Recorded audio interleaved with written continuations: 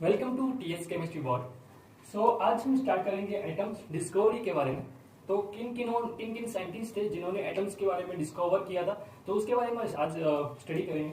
तो सबसे पहले जॉन डाल्टन थे। उन्होंने 1803 में एटम्स के बारे में बहुत सारी स्टेटमेंट दिया, ठीक है, जो आगे जाकर फेल हो गए, जिसको हम अभी इस लेक्चर वीडियो में देखते हैं।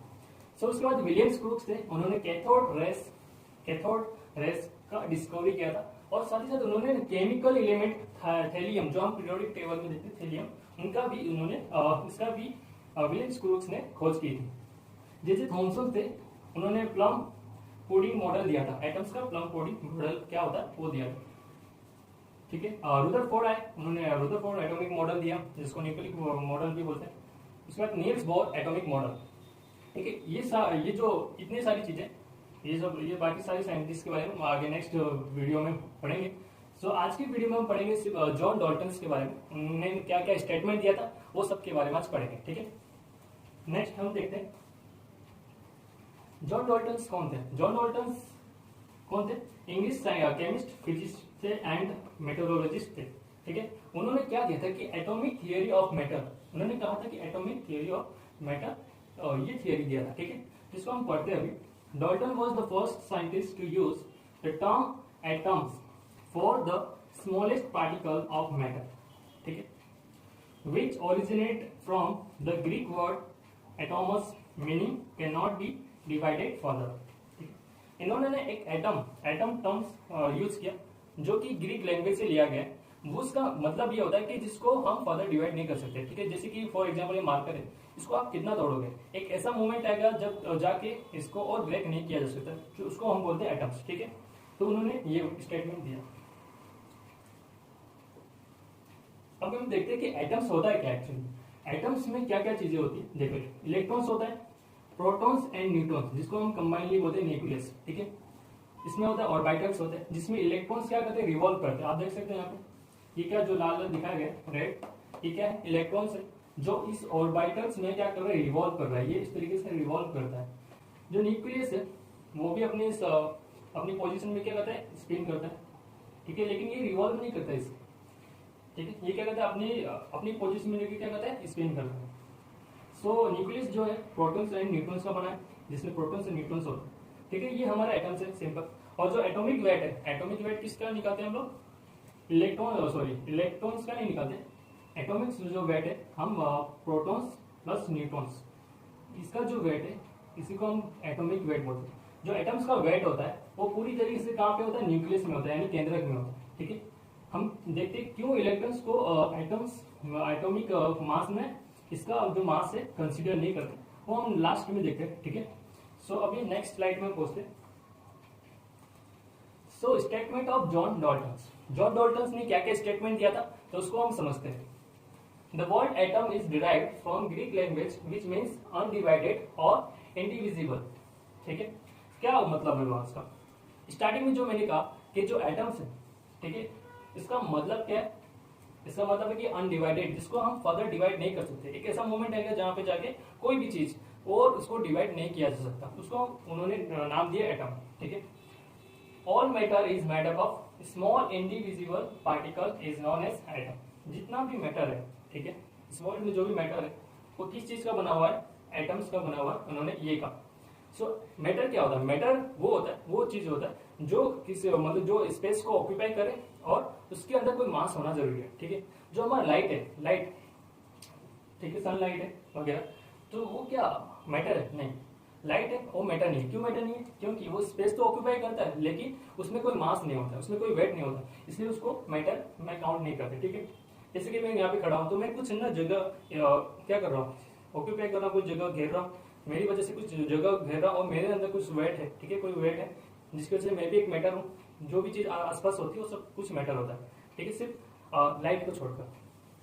हम देखते हैं यहाँ पे chemical reaction is a rearrangement of atom. Chemical reactions क्या होता है? एटम्स के रीअरेंजमेंट होते हैं, ठीक है। क्या होता है? Rearrangement of atoms. All atoms of specific elements are identical in mass, size and other properties.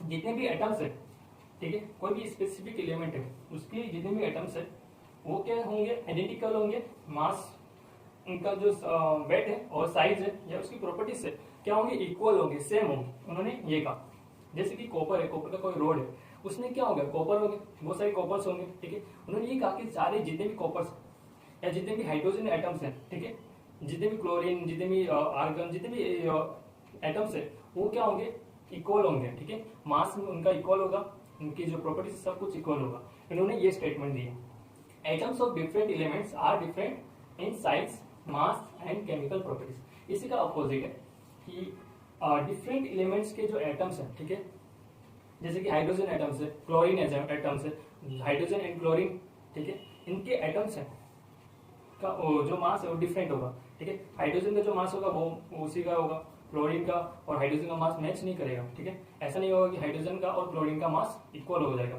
तो उन्होंने ये कहा कि जो डिफरेंट एलिमेंट्स है उनके जो एटम्स है वो क्या होंगे, सेम होंगे।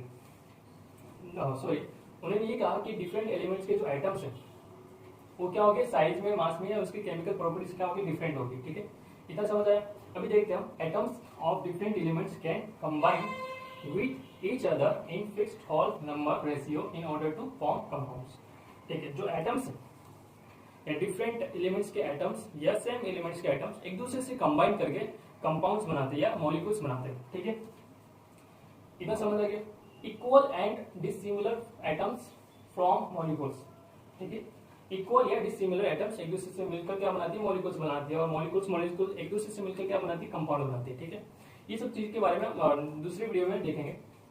Atoms can be combined, separated और rearrangement via chemical reactions. Atom जो होते हैं कंबाइन करते हैं, सेपरेट भी हो सकते हैं कोई भी केमिकल रिएक्शन के थ्रू, और रीअरेंजमेंट भी हो सकते हैं, ठीक है। एटम्स कांट बी क्रिएटेड और destroyed by any physical and chemical change. Atom जो होता है ना फिजिकल या केमिकल चेंज के थ्रू कोई भी चेंजेस करके उसमें एटम्स को ना हम क्रिएट कर सकते हैं ना उसको हम डिस्ट्रॉय कर सकते इस वर्ड से, ठीक है। सो इन्होंने ये सारी स्टेटमेंट दिया था, जहाँ पे जाके आगे कुछ स्टेटमेंट गलत हो गई थी, जैसे कि ये वाला स्टेटमेंट रॉन्ग हो गया था, ये वाला स्टेटमेंट रॉन्ग हो गया था, ठीक है, और ये वाला स्टेटमेंट भी रॉन्ग हो गया था, ठीक है। आगे हम देखेंगे क्या क्या इनकी लिमिटेशंस आई।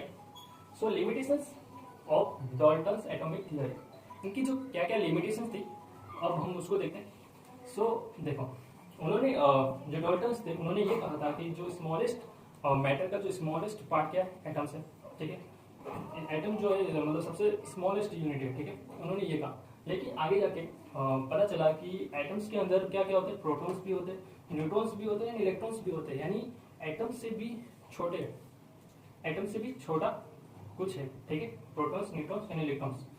तो आगे जाके इनकी जो ये थियरी, ये जो फर्स्ट स्टेटमेंट था कि एटम सबसे छोटा होता है, वो जाके रॉन्ग हो गया, ठीक है, फ्लॉप हो गया, यानी फेल हो गया, ठीक है।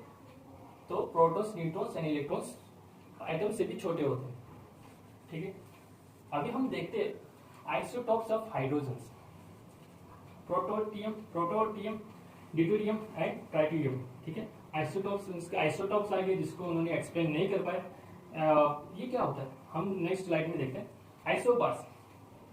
आइसोबार्स, ठीक है, आइसोबार्स क्या होते हैं, जो एलिमेंट जो एटम्स है वो डिफरेंट होंगे और जो मास होगा वो सेम होगा। इसमें आर्गन है, इसका 40 मास है, कैल्शियम इसका भी 40 मास है, लेकिन एटम्स क्या है, डिफरेंट, तो उसको हम बोलते हैं आइसोबार्स। और आइसोटॉप्स इसको बोलते हैं, एटम्स क्या होगा, सेम होगा, लेकिन मास क्या होगा, डिफरेंट होगा। इसमें मास डिफरेंट होगा, इसमें एटम्स डिफरेंट होगा, ठीक है। इसमें मास डिफरेंट होगा, इसमें एटम्स डिफरेंट होंगे और मास सेम होगा, ठीक है। फिर इसके बाद इलेक्ट्रॉप्स ऑफ कार्बन, इसको भी उन्होंने मतलब एक्सप्लेन नहीं कर पाए। ग्राफाइट्स, डायमंड्स है, ये क्या करते हैं, कार्बन ही कंटेन करते हैं, तो भी इनकी प्रॉपर्टीज क्या है, डिफरेंट होती है। डायमंड्स की, ग्राफाइट्स की प्रॉपर्टीज क्या होती है, डिफरेंट होती है। जिससे क्या ओनली कार्बन ही कंटेन करते हैं, सिर्फ कार्बन ही कंटेन करते हैं, उसके बावजूद भी इसकी प्रॉपर्टीज डिफरेंट क्यों है, इन्होंने ये इस चीज को समझा नहीं पाए, एक्सप्लेन नहीं कर पाए। इस तरीके से इनकी थियरी क्या होगी, फेल होगी। हम देखते हैं कि आइसोटॉप्स क्या होते हैं। यहाँ पे हाइड्रोजन की 3 आइसोटॉप्स बताया। फर्स्ट आइसोटॉप्स हाइड्रोजन का, सेकेंड एंड थर्ड, ठीक है, H1, H2 एंड H3। ये जो ऊपर है वो क्या है, मास है, ठीक है। इसको प्रोटीनियम, ड्यूटेरियम एंड ट्राइटियम, ठीक है। इसमें कितने, इसमें सिर्फ एक प्रोटॉन है, यहाँ पे न्यूट्रॉन नहीं है, न्यूट्रॉन 0 है, ठीक है। तो प्रोटॉन है तो प्रोटॉन 1, इसमें प्रोटॉन एंड न्यूट्रॉन, एक प्रोटॉन एक न्यूट्रॉन है, तो इसका मास कितना हो गया 2। इसमें एक प्रोटॉन है 2 न्यूट्रॉन है, तो इसका मास कितना हो गया 3। ठीक है, इस तरीके से जो जॉन डॉल्टन थे उन्होंने ये कहा था कि सेम एटम्स के सेम एलिमेंट के एटम्स के जो मास होता है, साइज होता है या उसकी प्रॉपर्टीज होती है सेम होनी चाहिए, लेकिन इसके आइसोटॉप्स आ गए, जिसकी वजह से क्या हो गया, जॉन डॉल्टन की ये स्टेटमेंट भी रॉन्ग हो गई। ठीक है, आई होप कि आपको इतना समझ आया हो। हम देखते हैं अभी नेक्स्ट स्लाइड।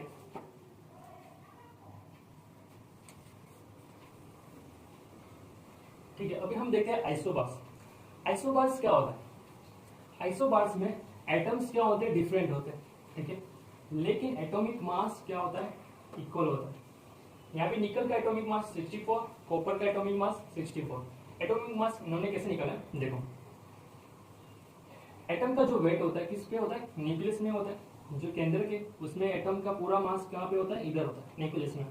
तो न्यूक्लियस में क्या होता है, प्रोटॉन्स होता है और न्यूट्रॉन्स होता है, तो इसको हम कंसीडर करेंगे। यहाँ पे इलेक्ट्रॉन्स को कंसीडर नहीं करते। ठीक है, एटम्स के वेट में इलेक्ट्रॉन के मास को कंसीडर नहीं किया जाता है। क्यों नहीं किया जाता वो हम लास्ट में समझेंगे क्यों नहीं किया जाता। तो नंबर ऑफ प्रोटॉन्स कितना है, यहाँ पे 28 है। नंबर्स ऑफ न्यूट्रॉन्स कितना है, 36 है। दोनों को ऐड कर दिया 64। नंबर ऑफ प्रोटॉन्स इसमें 29 है। नंबर्स ऑफ न्यूट्रॉन्स इसमें 35 है, तो दोनों को ऐड कर दिया कितना हो गया 64। इस तरीके से इसका जो एटॉमिक वेट है इक्वल है, लेकिन एटम्स क्या है, डिफरेंट है। इसको बोलते हैं आइसोबार। तो जॉन डॉल्टन ने क्या कहा था कि डिफरेंट डिफरेंट एटम्स के जो एटॉमिक मास, साइज है, प्रॉपर्टीज क्या होती है, डिफरेंट होती है। लेकिन इसके आइसोबार्स भी आ गए, एलिमेंट्स के आइसोबार्स भी आ गए, जिससे पता चल गया कि भले एलिमेंट्स कुछ एलिमेंट्स क्या होंगे, कुछ एटम्स क्या होंगे, डिफरेंट होंगे, लेकिन उसके एटॉमिक मास क्या होगा, सेम होगा, इक्वल होगा। सो इस तरीके से उनका ये स्टेटमेंट भी रॉन्ग हो गया। सो हम देखते हैं नेक्स्ट स्लाइड में एलोट्रॉप्स ऑफ कार्बन। ठीक है, एलोट्रॉप्स ऑफ कार्बन, अभी उन्होंने एलोट्रॉप्स ऑफ कार्बन इसको भी उन्होंने एक्सप्लेन नहीं कर पाए, जिसकी वजह से भी उनका ये स्टेटमेंट रॉन्ग हो गया। उन्होंने ये कहा था कि सेम एलिमेंट के जो एटम्स होते हैं उनकी जो प्रॉपर्टीज होती है क्या होती है, सेम होती है। ये सभी में क्या होता है, कार्बन कंटेनिंग है, कार्बन की चेन होती है सारे। ठीक है, सिर्फ यहाँ पे सब कार्बन है, लेकिन उसके बावजूद भी क्या इसकी प्रॉपर्टीज डिफरेंट है, इसका स्ट्रक्चर डिफरेंट है, इसकी प्रॉपर्टीज भी डिफरेंट है, इसका स्ट्रक्चर भी डिफरेंट है। इस तरीके से उन्होंने इस चीज को भी वो एक्सप्लेन नहीं कर पाए।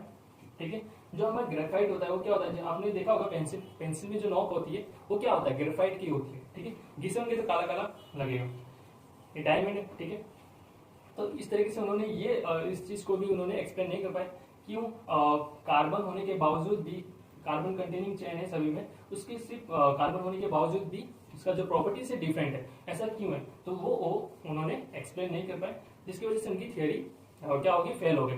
अभी हम देखते हैं कि हमने कहा था कि इलेक्ट्रॉन्स को एटॉमिक वेट में कंसीडर क्यों नहीं करते।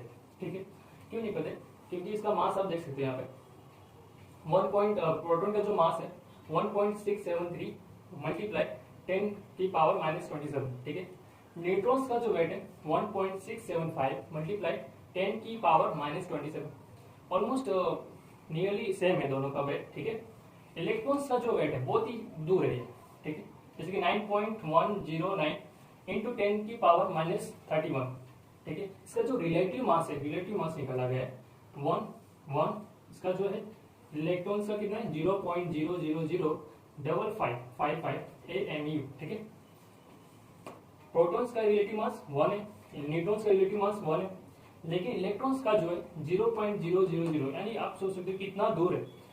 इसको हम निग्लिजिबल कर देते हैं, क्योंकि इतनी कम इसका जो वेट इतना हल्का होता है कि इसको इसमें ऐड भी करें तो भी कोई फर्क नहीं पड़ने वाला उतना, तो इसको हम ऐड ही नहीं करते। ठीक है, इलेक्ट्रॉन्स को हम, इलेक्ट्रॉन का जो मास है उसको हम ऐड ही नहीं करते। यहाँ पे देखते हो रिलेटिव चार्ज, प्रोटॉन्स के ऊपर प्लस चार्ज होता है, न्यूट्रॉन्स के ऊपर नेगेटिव चार्ज, सॉरी न्यूट्रल होता है। न्यूट्रॉन क्या होता है, न्यूट्रल होता है, उसमें कोई चार्ज नहीं होता है, 0। और इलेक्ट्रॉन्स के ऊपर माइनस चार्ज होता है। ठीक है, आई होप कि आपको आज का वीडियो समझ आया, और कोई भी क्वेरीज है, कोई भी क्वेश्चन है आप कमेंट बॉक्स में कर सकते हो। सो मिलेंगे हम नेक्स्ट वीडियो में, जहाँ पे हम ये समझेंगे कि जो अदर साइंटिस्ट है, दूसरे जो साइंटिस्ट थे, उन्होंने एटॉमिक मॉडल कैसे दिया, क्या क्या उसके और रिसर्चेस हुए एटम्स के बारे में, उसको हम नेक्स्ट वीडियो में समझेंगे। सो मिलते हैं नेक्स्ट क्लास में। जय हिंद।